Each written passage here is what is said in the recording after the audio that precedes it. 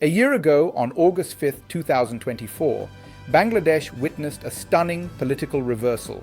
Prime Minister Sheikh Hasina, after 15 years in power, boarded a military helicopter and fled the country amid mass student-led protests.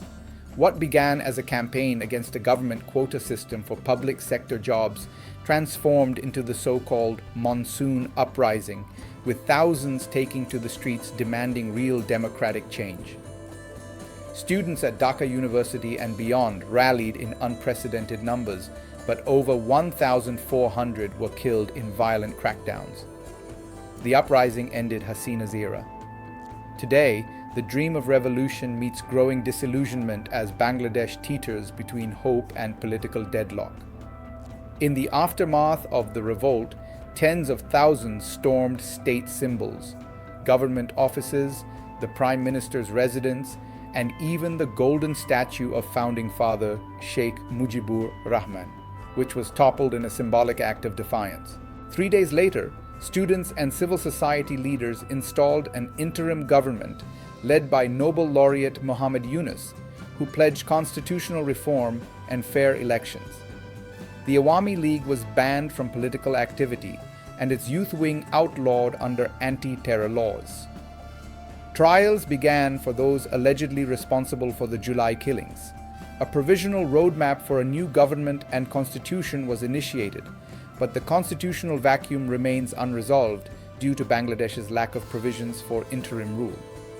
Despite initial optimism, many feel that the revolution has been sold, fractured and co-opted by competing political factions. As one activist put it, "They're selling the revolution," referring to rival groups jockeying for power ahead of elections slated for late 2025 or early 2026. The unity that defined the uprising has unraveled.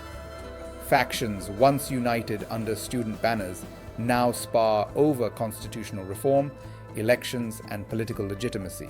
Women and marginalized communities had high hopes for inclusion following the uprising, but most feel let down by the slow pace of genuine change.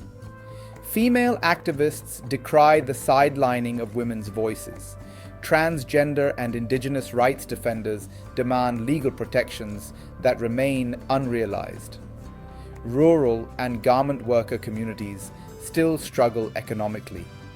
Meanwhile, Islamist groups have seized political openings in the chaos.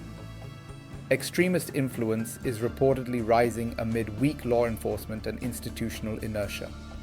Mob violence targeting minorities and women has surged, and civil society organizations warn of a backslide into polarized, undemocratic politics. On the anniversary day in Dhaka, thousands are gathering for rallies, concerts, and prayer sessions to commemorate the revolution and launch the July Declaration, a proposed roadmap for democratic reform.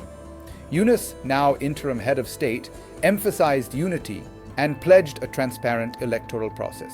Yet critics worry the declaration will remain symbolic without legal enforcement or political consensus. Analysts argue the choices made now will determine whether Bangladesh's revolution becomes a milestone for democracy or a cautionary tale. Some believe banning the Awami League may disenfranchise millions, creating a legitimacy crisis. Others insist the only path forward is inclusive, timely elections and justice targeting individuals. Without these reforms, the entire uprising risks being reversed into a new form of exclusionary politics. A year after the dramatic fall of Sheikh Hasina, Bangladesh stands at a crossroads. The promise of a democratic spring has yet to fully bloom. While mass rallies and reform declarations signal continued energy, the spirit of the 2024 uprising increasingly feels compromised. The revolutionary hopes of students now collide with the realities of political jockeying, stalled institutional change, and rising extremism. Whether the revolution belongs to the people or becomes something else depends on whether Bangladesh can translate symbolism into substance with inclusive elections, constitutional clarity, and genuine reform.